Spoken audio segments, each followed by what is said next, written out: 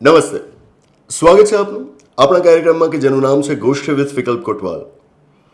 દિવાળીની બરાબર પહેલા ગુજરાત રાજ્યને એટલે કે આપણને એક નવી સરકારની ભેટ મળી.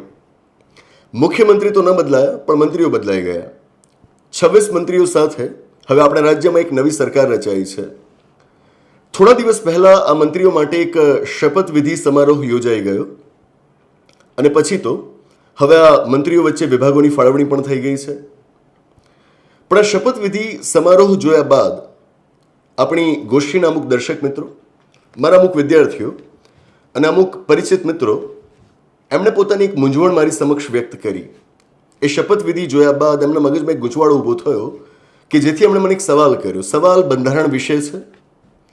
મારા ક્લાસમાં હું અવારનવાર સુપ્રીમ કોર્ટના એક કેસના ચુકાદાને સમજાવતો હોઉં છું, એના વિશે છે. એટલે એમણે આગ્રહ રાખ્યો કે આ વિષય ઉપર આપણે ગોષ્ઠી કરીએ તો સારું. મીડિયામાં આ વિષય પર ખાસ કોઈ રિપોર્ટિંગ થયું નથી. આમ પણ મીડિયાના અગત્યના મુદ્દા ઉપર ચર્ચા કરવામાં એ લોકો ક્યાં માને છે અને ક્યાંક જો એનું રિપોર્ટિંગ થયું છે તો એમાં પણ ખામીઓ રહેલી છે. એટલે મને લાગ્યું કે ભલે આજે દિવાળીનો દિવસ હોય, ગોષ્ઠી કરતાં વાર કેટલી, તમને જાણવા મજા આવશે. ગોષ્ઠી કરીએ. સાચું કહું તો મેં આ શપથવિધિ પહેલાં જોઈ નહોતી, પણ જેવો આ મિત્રોએ મને સવાલ કર્યો એટલે મને ફરજ પડી કે પહેલાં હું એ શપથવિધિ જોઉં અને પછી આપની સાથે ગોષ્ઠી કરું. આપ જોશો એમાં કે ગુજરાત રાજ્યના હવે જે નવા નાયબ મુખ્યમંત્રી બન્યા છે, હર્ષભાઈ સંઘવી. હર્ષભાઈ સંઘવી જ્યાં આગળ પોતાના શપથ લે છે ને, શપથમાં તેઓ એક જગ્યાએ બોલે છે નાયબ મુખ્યમંત્રી, એટલે કે તેઓ શપથમાં પોતાના હોદ્દાનો ઉલ્લેખ કરે છે. સવાલ છે કે શું આ રીતે નાયબ મુખ્યમંત્રી કે કોઈ પણ મંત્રી શપથ લેતી વખતે એમાં પોતાના હોદ્દાનો ઉલ્લેખ કરી શકે? સમજીએ. ભારતના બંધારણની અંદર એક પરિશિષ્ટ આપેલું છે, પરિશિષ્ટ 3. બંધારણમાં ભાગો અને અનુચ્છેદો જ્યાં પૂરા થાય એના પછી પરિશિષ્ટોની શરૂઆત થાય. પરિશિષ્ટ કે જેને અનુસૂચિ પણ કહેવાય, ઇંગ્લિશમાં શેડ્યુલ કહેવાય. મૂળ બંધારણમાં કુલ 8 પરિશિષ્ટો હતા. આજે બંધારણમાં કુલ 12 પરિશિષ્ટો છે. આમાંનું ત્રીજું પરિશિષ્ટ. ત્રીજા પરિશિષ્ટની અંદર અલગ અલગ બંધારણીય પદો માટે, બંધારણીય હોદ્દાઓ માટે શપથના નમૂના આપેલા છે. તમને જ્યારે એ બંધારણીય પદ માટે પસંદ કરવામાં આવે તો તમે સીધો જ હોદ્દો ગ્રહણ ન કરી શકો. તમારે એના માટેના ચોક્કસ નિયત નમૂનામાં જે શપથ આપેલા છે શપથ લેવાના હોય. આ નમૂનાઓને તમે વાંચજો. આમાં તમને કેન્દ્ર સરકારના મંત્રીઓ માટે શપથ જોવા મળશે. એ જ રીતે તમને રાજ્ય સરકારના મંત્રીઓ માટે પણ ત્યાં આગળ શપથ જોવા મળશે. કેન્દ્ર સરકારના મંત્રીઓ માટે શપથ છે, રાજ્ય સરકારના મંત્રીઓ માટે ત્યાં આગળ શપથ છે. બસ, બીજા હોદ્દાઓ માટે પણ છે, પણ જો આપણે મંત્રીઓની વાત કરીએ તો કેન્દ્ર સરકારના મંત્રીઓ માટે એક શપથ છે, રાજ્ય સરકારના મંત્રીઓ માટે બીજા શપથ છે. બસ. આનો મતલબ શું થયો? આનો મતલબ એ થયો કે ત્યાં બંધારણમાં પ્રધાનમંત્રી માટે કોઈ અલગ શપથ નથી. બંધારણમાં મુખ્યમંત્રી માટે પણ કોઈ અલગ શપથ નથી. કેન્દ્ર સરકારના મંત્રીઓ માટેના જે શપથ છે એ જ શપથ પ્રધાનમંત્રી લેવાના છે. રાજ્ય સરકારના મંત્રીઓ માટેના જે શપથ છે એ જ શપથ રાજ્યના મુખ્યમંત્રી લેવાના છે. એમના માટે કોઈ અલગ શપથ નથી. આવું કેમ? કારણ બહુ સ્પષ્ટ છે. હોય પ્રધાનમંત્રી કે હોય મુખ્યમંત્રી, છેવટે એ છે તો મંત્રી જ ને. પ્રધાનમંત્રી શું છે? અગાઉ પણ એક ગોષ્ઠીમાં આપણે વાત કરેલી છે કે તેઓ મંત્રીઓના પ્રધાન છે, પણ છેવટે છે તો એક મંત્રી જ ને. મુખ્યમંત્રી કોણ છે? એ મંત્રીઓમાં મુખ્ય છે. He is just a monitor, a team leader, પણ છે તો છેવટે એક મંત્રી જ ને. તો જો મંત્રી જ છે તેમના માટે અલગ શપથ કેમ? આવું બંધારણ માને છે. મતલબ કે તમામને તેઓ એક સમાન દરજ્જો આપે છે અને એટલે બંધારણમાં પ્રધાનમંત્રી કે મુખ્યમંત્રી માટે કોઈ જ અલગ શપથ નથી અપાયેલા. હવે જો પ્રધાનમંત્રી અને મુખ્યમંત્રી માટે અલગ શપથ ન હોય તો શું નાયબ પ્રધાનમંત્રી, નાયબ મુખ્યમંત્રી માટે કોઈ અલગ શપથ હોય? ન હોય. જેનો મતલબ એ થયો કે જ્યારે તમે શપથ લો છો ત્યારે તમારે માત્ર મંત્રી તરીકે શપથ લેવાના હોય. ક્યારેય તમારે મુખ્યમંત્રી કે નાયબ મુખ્યમંત્રી તરીકે શપથ ન લેવાના હોય. તમારે ક્યારેય પ્રધાનમંત્રી કે નાયબ પ્રધાનમંત્રી તરીકે શપથ ન લેવાના હોય. હવે હર્ષભાઈ સંઘવીએ શું કર્યું છે? એમણે શપથમાં પોતાના હોદ્દાનો ઉલ્લેખ કર્યો છે. નાયબ મુખ્યમંત્રી એવું બોલ્યા છે. આ રીતે જોતા એ શપથ ખોટા લાગે. વાત બરાબર છે. પણ હું મારા વિદ્યાર્થીઓને હંમેશા શીખવતો હોઉં છું કે આપણે બંધારણ વાંચવાનું, બંધારણની જોગવાઈઓને સમજવાની, પણ એની સાથોસાથ આપણા દેશની આ પાર્લામેન્ટરી સિસ્ટમ, સંસદીય વ્યવસ્થાને ચલાવવા માટે જે કોન્વેન્શન્સ સ્વીકારાયેલા છે, જે રૂઢિઓ અને પ્રણાલીઓ સંસદીય શાસન વ્યવસ્થાની સ્વીકારાયેલી છે, આપણે એને પણ વાંચવાની હોય. સુપ્રીમ કોર્ટના ચુકાદાઓને પણ સાથે આપણે વાંચવાના હોય. આ બધા સાથે રાખીને આપણે આપણું બંધારણ સમજવાનું હોય. બંધારણ એકલું અટુલું આપણે ન વાંચવાનું હોય. શપથના સંદર્ભમાં ભૂતકાળનો સુપ્રીમ કોર્ટનો એક અગત્યનો ચુકાદો છે, એને આપણે વાંચવું જ પડે. એના વગર આ ઘટનાને આપણે સીધા જ મૂલવવા જઈએ તો એ ભૂલ ગણાશે. શું છે વાત? વાત છે 1989ની. લોકસભાના ઇલેક્શન્સ થયા હતા. કોંગ્રેસને હવે બહુમત પ્રાપ્ત ન થયો. રાજીવ ગાંધીજીની સરકાર હતી એ ગઈ, અને હવે વિશ્વનાથ પ્રતાપસિંહજી, વીપી સિંહજીની સરકાર બને છે. વિશ્વનાથ પ્રતાપસિંહજી આપણા નવા પ્રધાનમંત્રી બને છે 1989માં. વિશ્વનાથ પ્રતાપસિંહજીની સરકારમાં નાયબ પ્રધાનમંત્રી તરીકે પસંદ કરવામાં આવ્યા એક વ્યક્તિને, જેમનું નામ છે દેવીલાલ. દેવીલાલ. હવે દેવીલાલજીએ જ્યારે હોદ્દાના શપથ ગ્રહણ કર્યા ને, આપ જોજો, આપ એના વિશે વાંચજો કે એ શપથમાં તેઓ બોલ્યા હતા નાયબ પ્રધાનમંત્રી, ડેપ્યુટી પ્રાઇમ મિનિસ્ટર, તેઓ શપથમાં બોલ્યા હતા. આનાથી હોબાળો મચી ગયો.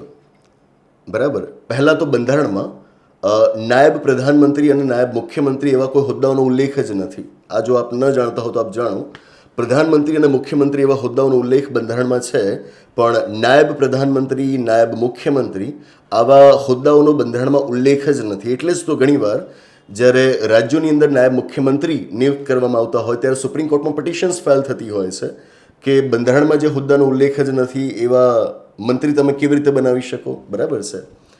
મુદ્દે વાત એ છે કે અહીં આગળ જો એ હોદ્દાનો ઉલ્લેખ બંધારણમાં છે જ નહીં, તો એ હોદ્દા માટેના તમે જ્યારે શપથ લઈ રહ્યા છો તો એ શપથની અંદર તમે નાયબ પ્રધાનમંત્રી એવું કઈ રીતે બોલી શકો? એટલે હોબાળો મચ્યો.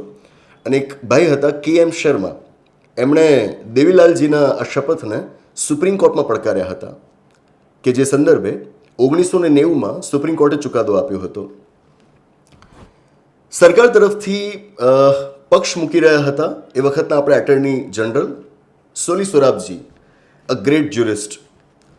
હવે સોલી સોરાબજીએ જ્યારે આર્ગ્યુમેન્ટ કરી તો એમાં એમનો મુખ્ય મુદ્દો એ હતો કે જ્યારે દેવીલાલજી પોતાની જાતને શપથમાં નાયબ પ્રધાનમંત્રી કહે છે તો ફક્ત આવું કહી દેવાથી એમને કોઈ વિશેષ અધિકારો નથી મળતા, નથી એમને કોઈ વિશેષ સત્તાઓ પ્રાપ્ત થઈ જતી.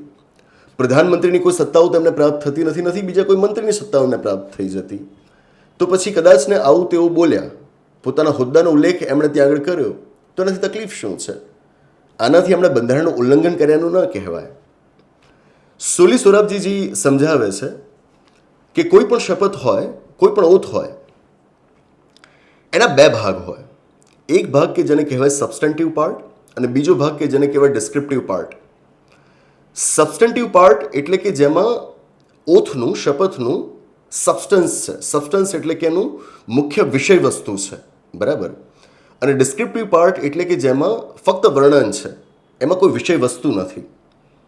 એમની આર્ગ્યુમેન્ટ એ હતી કે દેવીલાલજી જ્યારે પોતાને નાયબ પ્રધાનમંત્રી કહે છે તો એ ઓથનો, શપથનો ડિસ્ક્રિપ્ટિવ પાર્ટ થયો કહેવાય. એ સબસ્ટન્ટિવ પાર્ટ નથી, એ મૂળ વિષય વસ્તુ ધરાવતો ભાગ નથી. તો ડિસ્ક્રિપ્ટિવ પાર્ટમાં કદાચ આવું કંઈક કહેવાયું હોય, એનાથી આખી શપથ ખોટી ન થઈ જાય. આ વાતને આપણે સમજવી કેમ જરૂરી છે? કારણ 1990માં સુપ્રીમ કોર્ટે જ્યારે ચુકાદો આપ્યો ને, તો સોલી સોરાબજીનો આ પક્ષ એમણે માન્ય રાખ્યો હતો. પક્ષ માન્ય રાખ્યો હતો એનો મતલબ કે સુપ્રીમ કોર્ટ માને છે કે દેવીલાલજીની જે શપથ હતી એ સાચી છે, એ જરાય ગેરબંધારણીય નથી.